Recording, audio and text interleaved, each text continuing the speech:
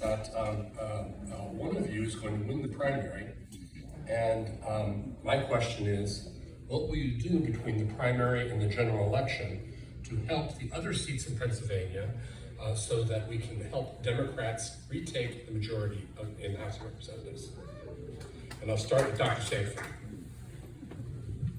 So I have been speaking to all of the congressional leaders across the Commonwealth. That includes Summer Lee, Brendan Boyle, Mary Gay Scanlon, even in New Jersey, and Madeline Dean, Herb Conway. And I will be available.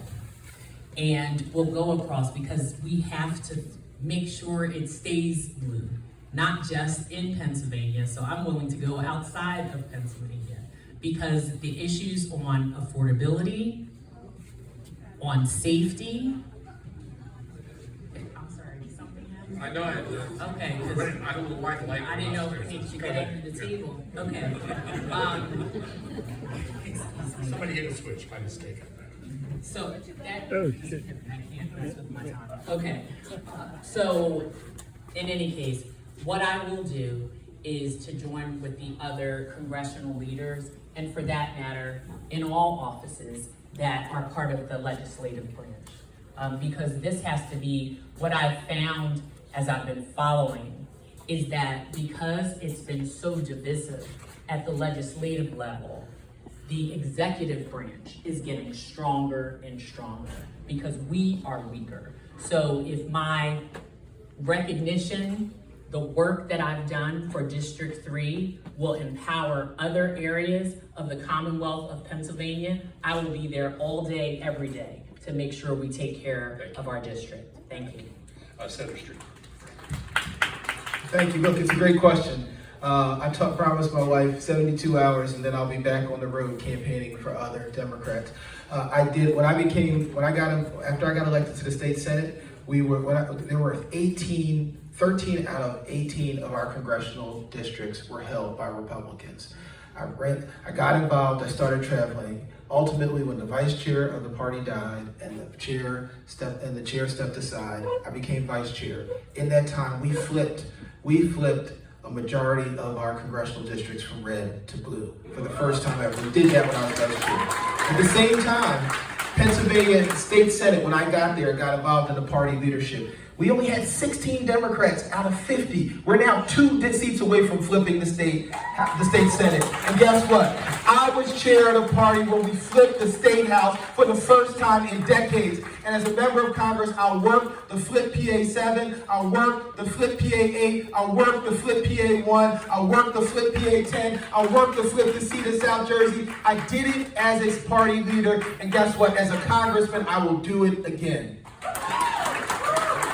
Thank you. Representative Stevens.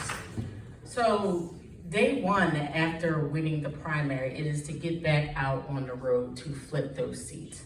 I've done it as the Philadelphia delegation chair, and one of the things I'm a firm believer, it is not enough to be safe here in the city of Philadelphia. Because when we don't get out and support our colleagues like we have done in the House of Representatives, we do not win that humble one majority that we have in the House of Representatives. And because of that humble one majority, we've been able to have real change and transformational change in the city of Philadelphia. But that means that we have to not only get out and knock doors and phone bank, but we also have to write checks. And we have to go to where the constituents are that we need in order to flip those seats. So that will be priority number one, because I'm a firm believer. This is the bluest seat in the entire country. And because of that, we can dictate here in the city of Philadelphia the politics of this state. We can determine statewide who is the next governor, who is the next U.S. Senate, and that is how we should approach this 3rd congressional district. But we also can dictate the national Democratic agenda that reflects our challenges in Philadelphia, because we are a microcosm of so many communities across this country, and it is our job. I have done that as a delegation chair, which is why we have the first Black woman speaker in the House of Representatives that is delivering in real time, because we took politics serious in Pennsylvania, and we recognized we could never again have a Rep Brown. Thank you.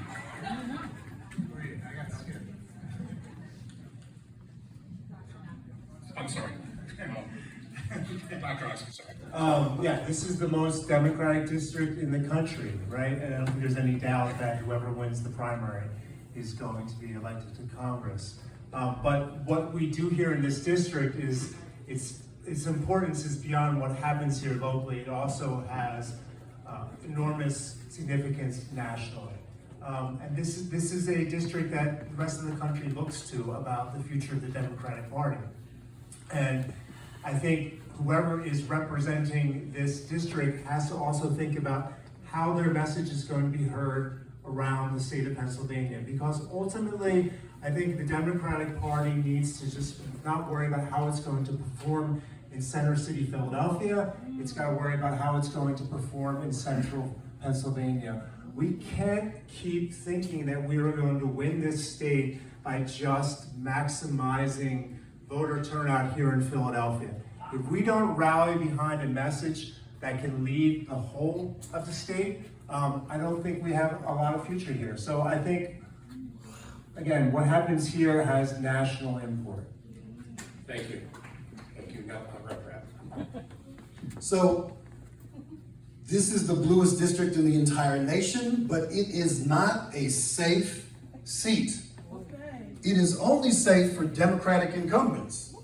It's not safe for the people, because we have a choice if we're gonna have a status quo person, we're gonna have a transformational leader. And whoever wins, if that's a transformational candidate, that person is going to be able to activate people around the state who are looking for real change. It's going to be that candidate who's going to help other candidates across the state reach far beyond the traditional base. We've seen it happen in states very recently. The Democratic Party has been sleeping on folks. It's not the usual suspects anymore. I got a $5 donation from a 21-year-old for the first time in 10 years. There are motivated people out there. And so who is going to represent the 3rd Congressional District will determine how influential that forthcoming congressperson is to other races around the state. Thank you. So I'd like to thank all the candidates who participated tonight. Rep. Sutis, Dr. Osborne, and Senator King. I'd like to thank all of you in the audience here, first for coming to this event, and also for the excellent questions that you submitted, and only a portion of which we were able to read, but they were great questions. I'd also like to thank the volunteers who helped make this forum possible, members of the seminary, the audio engineering team, running the sound system and the recording, which is going to be available on our website. Please stay informed about upcoming events. In the meantime, we're going to our